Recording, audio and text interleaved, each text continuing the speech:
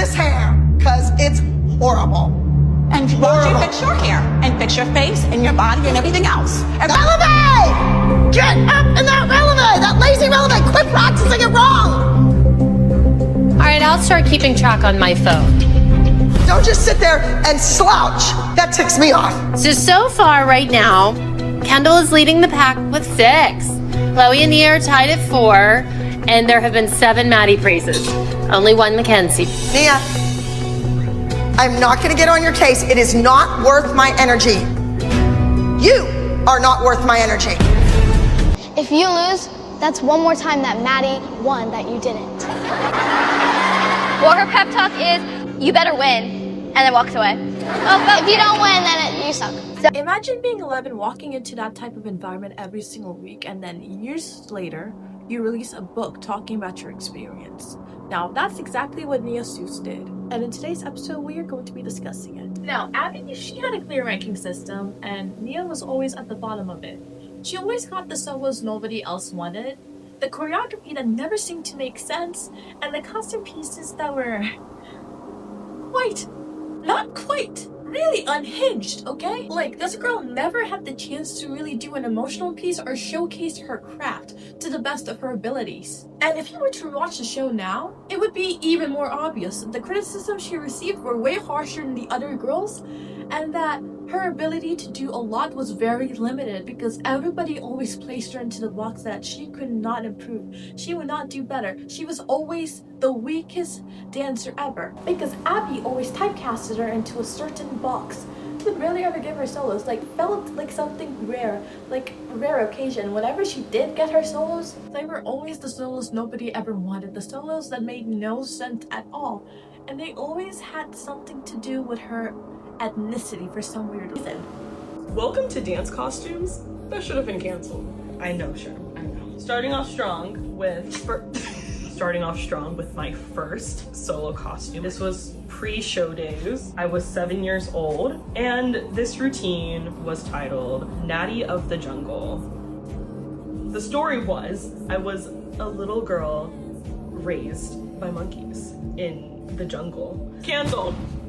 Next, we have this costume. I didn't think that this was controversial until someone brought it to my attention recently. The name of this routine was Bound. And I was like, you know what? Whatever context that comes in should just be canceled. Canceled! The last one for today. This is quite something. I don't know what the name was on the show of this, but this was called Free at Last. And I'm just gonna let you guys take it from there. I don't even know what to say. I don't even know what to say. Like, I feel like some of those dances should have been illegal or something, because like, okay, but the thing about Nia is she stayed respectful the entire time. She was mature about everything. She brought her 100% to the studio every single day. Nia talks a lot about personal growth, her finding her voice, her confidence. Now, in her book, she doesn't call people out, but she does describe scenarios where she felt underestimated, like when she felt like people already had fitted her into a box and never really allowed her to grow from there. The part that really stands out is when she talks about having to create a purpose for why she's dancing because she was never given the meaning that the other girls were given. She always had to come up with things on her own because, like, Abby clearly had favorites, and Nia unfortunately was not one of them. And you can tell that this experience really shaped her, not just as a dancer, but as a person. I feel like Holly deserves a chapter in this conversation because she was not the loudest mom. She rarely ever talked unless she had something important to say. But whenever Holly had something to say, you know it was serious because she would not talk unless something was actually wrong. The angry black woman, like, my mom tried so hard to like not come across or not feed into that stereotype, and it definitely felt like producers, cast members were really trying to get that out of her. The kid needs somebody. She's not that swift. how dare you? She's not. How dare Needs you? help. You think you're up here because you have a doctorate and everybody else is down That's your here. problem, Abby. You were intimidated by me because I did my doctorate. But she did such a good job of like never giving in. Holly's always late because she's off with Mia that's doing not stuff. true. No, I'm not making it a bad thing. Well, I think on the team that probably missed the most school and had to make up were your 2 kids.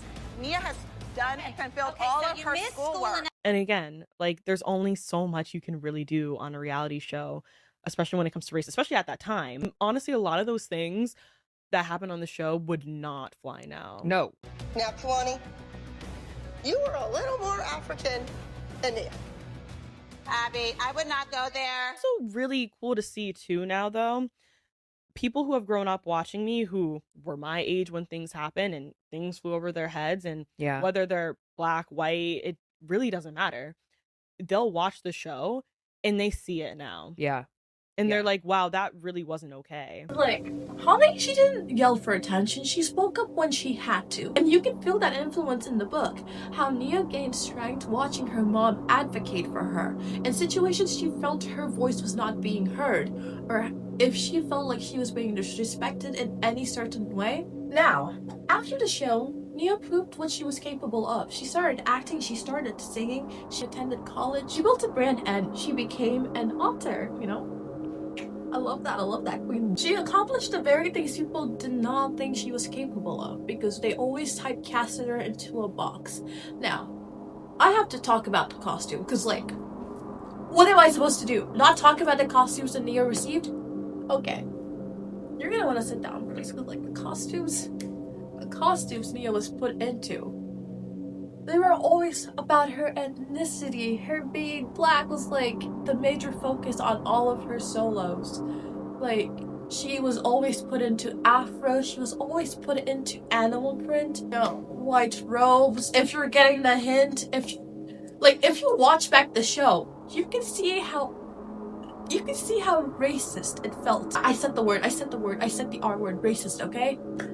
You could feel the racism that Nia had to endure. And if you tell me you cannot see it at all, I don't know what to say to you. Like, I don't know what to say to you if you cannot see the racism that Nia had to go through at a young age. I don't even think she understood what was going on at that young. But I feel like if she were to watch back or if she were to recall her experiences, she would, like, she obviously would see it all. Like, she obviously knew afterwards, like, how racist it was. Because, like, what are you telling me? I don't know what to say. It's just sad, like, a kid that young having to go through stuff like this. Having to deal with racism at such a young age. And it's such a norm. And it should not be a normal thing that happens, but it's such a norm to people. People are just, like, racist without knowing that they're being racist a lot of the times. And it's just, it feels so ignorant of Abby to do all this to Nia, and to think like she was doing something good for Nia, like giving her these solos because, like, she deserved it or whatever. My girl, she deserved way more than those solos you gave her, okay? Like, Nia worked her butt off, but she could not shine in your eyes because you never gave her the chance to shine, okay? You always considered her a weak dancer. So obviously that's all you saw in her. You never saw her working late hours. You never saw her coming to practice with a smile on her face every single day. You only saw the bad parts of Nia, honestly. Why am I even talking to this camera like I think Abby's gonna see this? Like, actually, Abby, if you do see this, I just hope you know that you've caused a lot of serious, like, if you see this, I just hope you know, like, that is not something you should be doing to people, especially people with this type of skin. Okay? And his name is John C. Now, a lot of people resonate with her book, with her story, because it just resonates to a lot of people. People who feel like they were never, like, the first pick. They weren't always considered the favorites. Now, what I love about Mia is she represents the kid that keeps going anyways, no matter how people do not view you as the best, the favorite, the person who always gets the spotlight.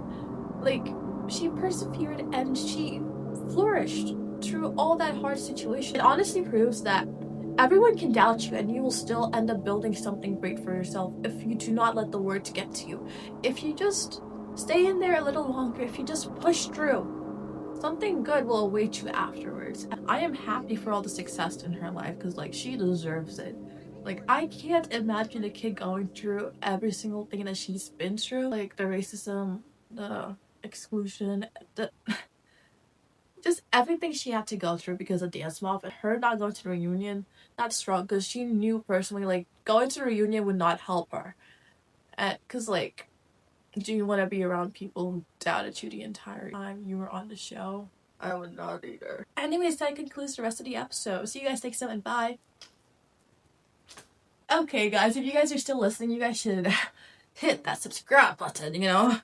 Give me a like. Comment down who else you want me to talk about next, because, like, you know I love my drama. Oh my god, that is so cringy. That is so cringy, y'all. That's so cringy. Subscribe. Hit the thumbs up like button. Subscribe. Hey! Subscribe. The Not So Lackadaisical Podcast. We got the jokes and we got drama, so we got